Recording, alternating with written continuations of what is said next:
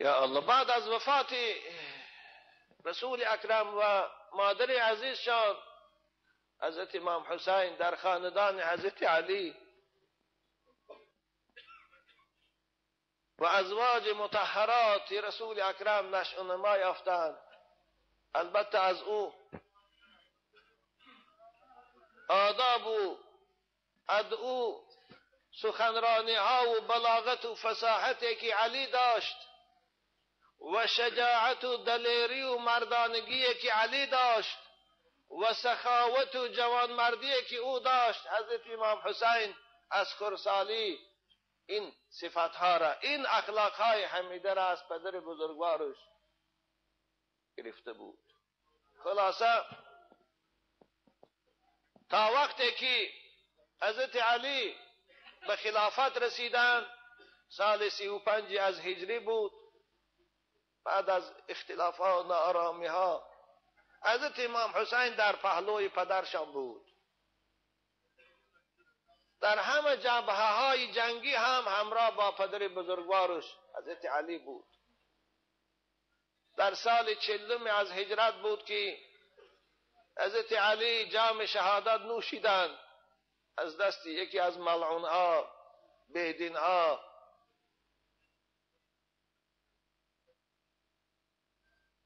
همراه با برادرش حضرت امام حسن بودند. وقتی که حضرت امام حسین به خاطر نریختن خون مسلمانان، به خاطر پراکنده نشدن امتی جد بزرگوارش با معاویه صلح کرد، حضرت امام حسین اگرچه از این صلح راضی نبود، از این سپاردن خلافت به معاویه راضی نبود، اما به خاطر احترام برادرش حضرت امام حسن مجتبی حضرت سکوت اختیار کردند، اعتراض نکردند. خلاصه با دسیسی معاویه و دستداران و همکارانش، خدا مغفرتشان کند، شاید در اینجا باز دستی همون یزید لعین بود، حضرت امام حسن با زهر، با دادن زهر قتال جام شهادت نوشیدند. حضرت امام حسین از برادر یگانه‌اش که حسن بود جدا شد و خود تنها ماند. خلاصه حضرت امام نخواستند نه به معاویه بیعت کنند نه به یزید، زیرا اونها را لایق خلافت نمی دانستند. به خاطر شرطی که حضرت امام حسن به معاویه بسته بود، تا معاویه زنده بود حضرت امام حسین چاره نکردند، اگرچه نارضا بودند. اما وقتی که معاویه عهد شکنی کرد و بجای آنکه به عهد دادگیش وفا کند خلاف کرد، ولی العهد برای خود یزید لعین کرد، حضرت امام حسین خیلی به ناراحت شدند. دیدند که امت باباش در خطر افتاد، زیرا میدانستند یزید فاسق بود، یزید فاسد بود، یزید بد اخلاق بود. اگر حکومت او ادامه یابد امت رسول اکرم فاسد بشود.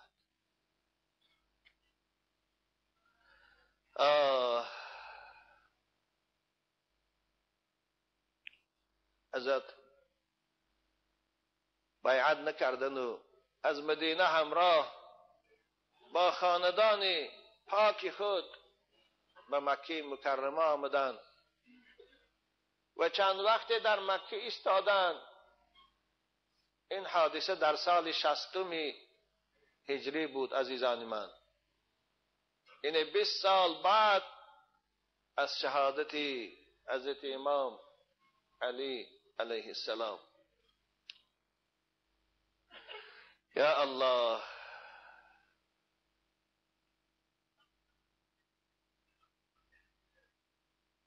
به خاطر حضرت امام حسین عزیزان من چیزی داره صدقه کنیم، به خاطر گیسی راغون است. خدا خیر روح حضرت امام از شما شاد می شود.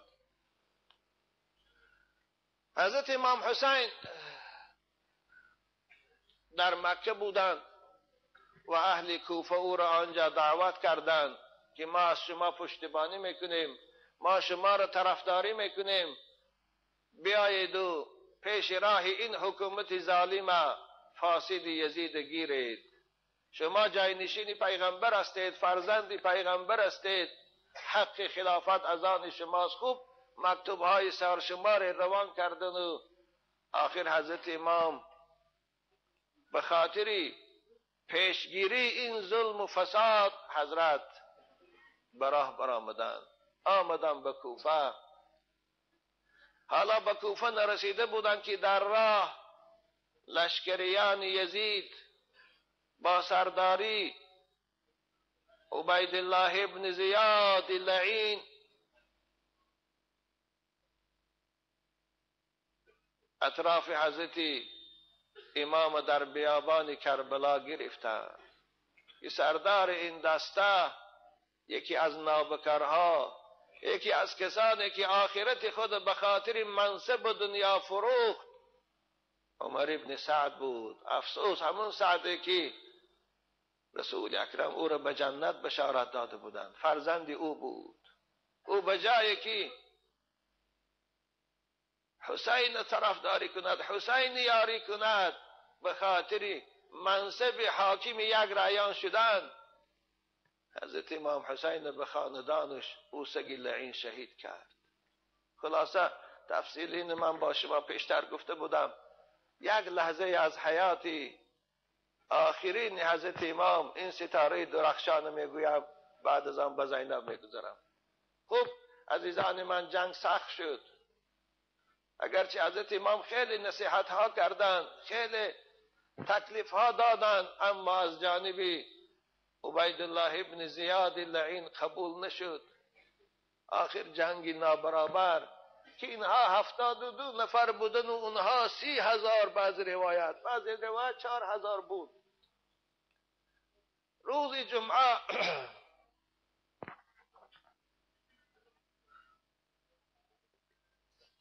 روز جمعه بود. این جنگ نابرابر، این جنگ حق علیه باطل، این جنگ نور به مقابل ظلمت آغاز شد.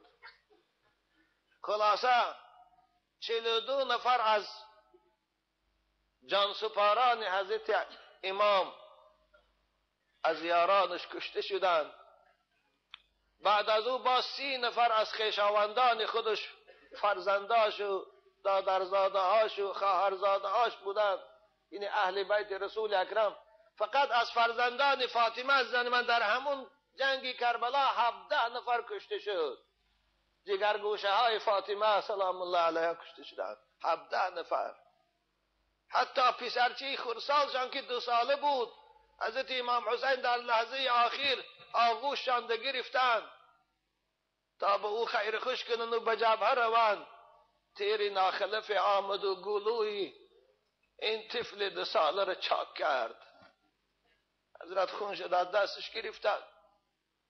زینب گفتن زینب بیا. زینب دوان آمد، طفل خردسال در آغوش گرفت. حضرت خداش گرفتن و به سوی هوا پاش دادن، گفتن خدایا انتقام ما را از این ظالم ها اکن گیر. طاقتم طاق شد.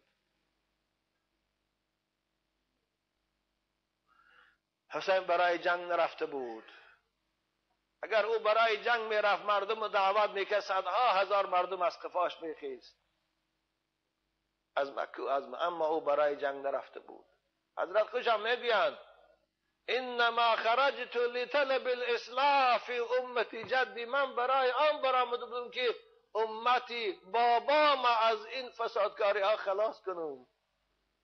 من برای جنگ نرفته بودم.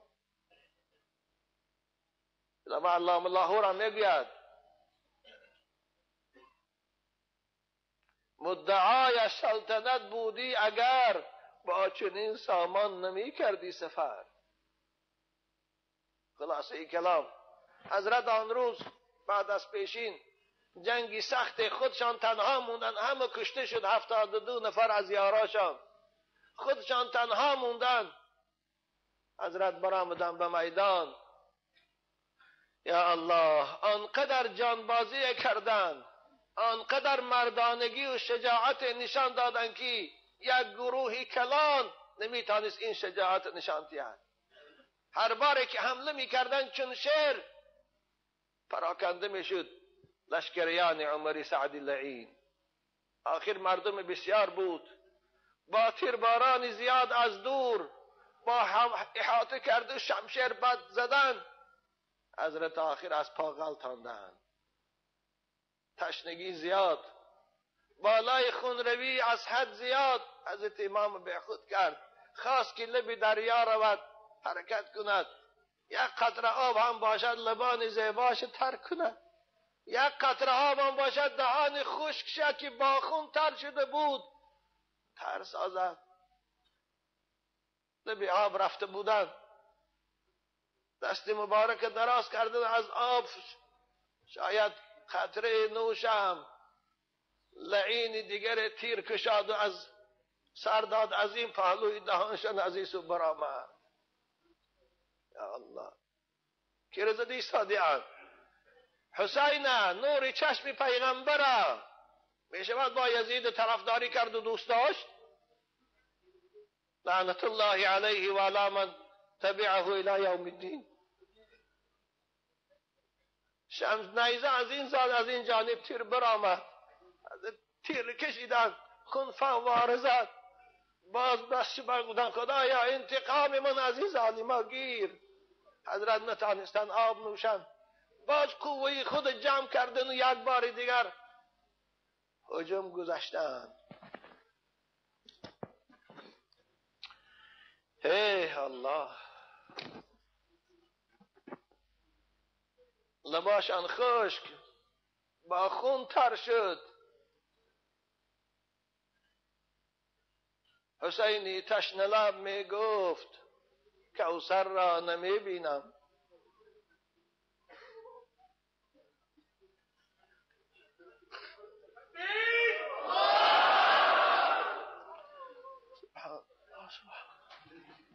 الله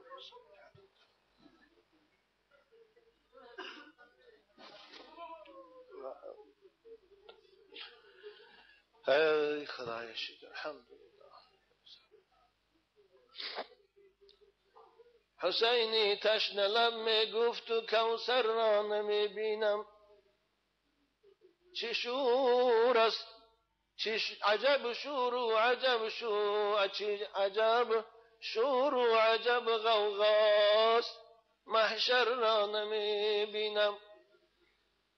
که محتاجم بدشتی کربلا بر قطری آب. حضرت مولوی همون لحظه را برای ما تصویر زنده خوشروی میکنند. از زبان حسین می نالد، اشک می ریزد و این لحظه ها را بیان میکند که محتاجم بدشتی کربلا بر قطره آب. دهان خشک از حرارت شد، لبی تر را نمی بینم. که محتاجم بدشتی کربلا با قطره آب.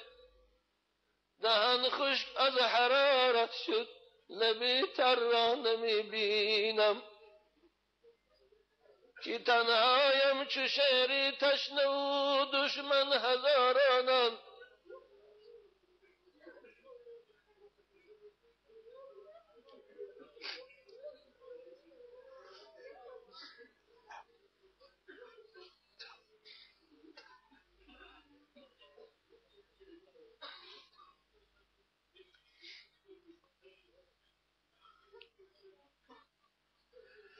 یا الله که تنهایم چو شیری تشنه و دشمن هزارانند. کجا شد در زمان اصحاب و لشکر را نمی بینم. کجای جد اعلایم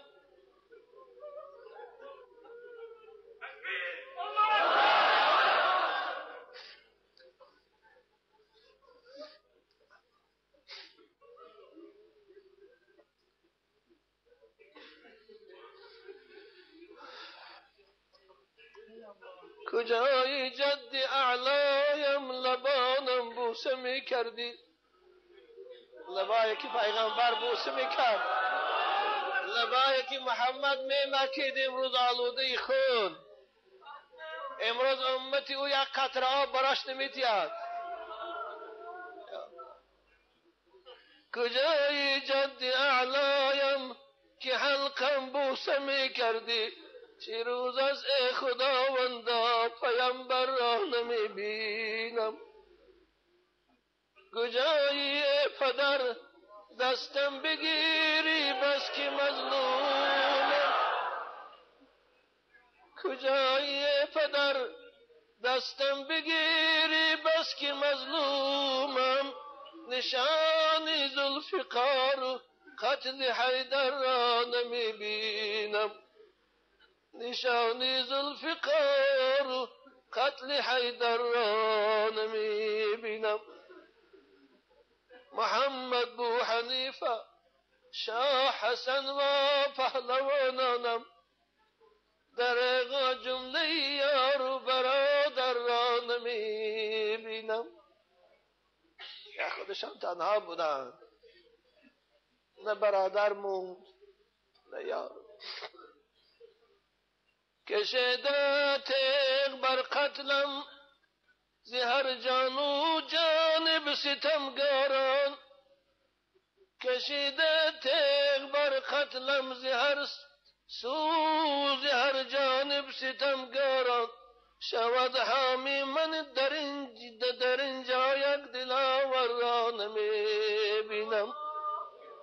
بروی سینم شمری بین نشست، شمری لعنتی آخر، بروی سینم بنشست شمری لعنتی آخر، به حلقی تشنم جز نیش خنجر را نمی بینم، به حلقی تشنم جز نیش خنجر را نمی بینم. جنونی خاک بر سر ماتمی او گیر آن خورشید، خوشا به حال کسی که برای حسین عشق می‌ریزد.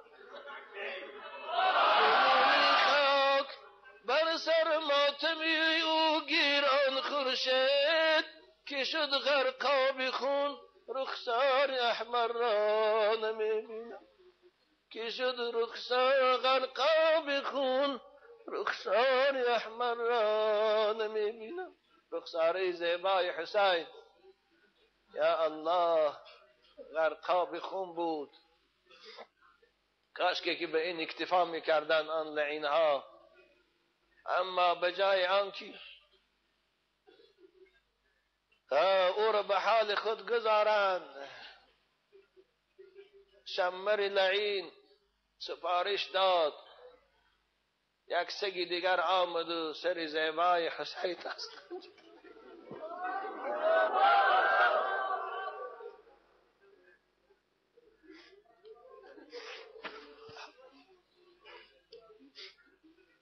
الله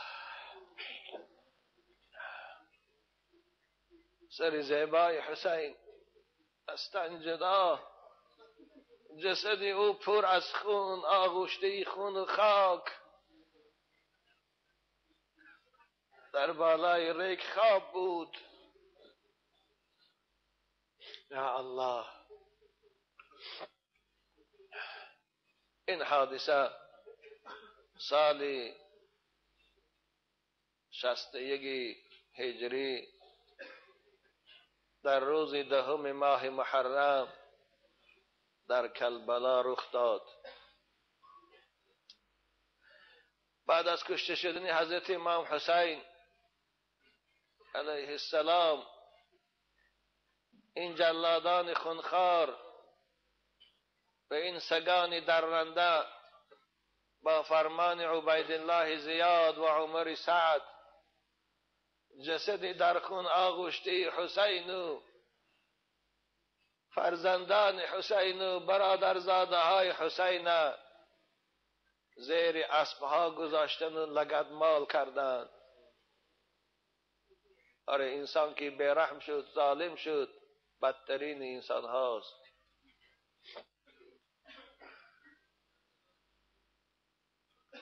خیمه های حضرت امام حسین و خاندان او را غارت کردند. لباس های خانم هاشان، زیورهایی که زنها برای خود داشتند همش به زوری کنده می گرفتند.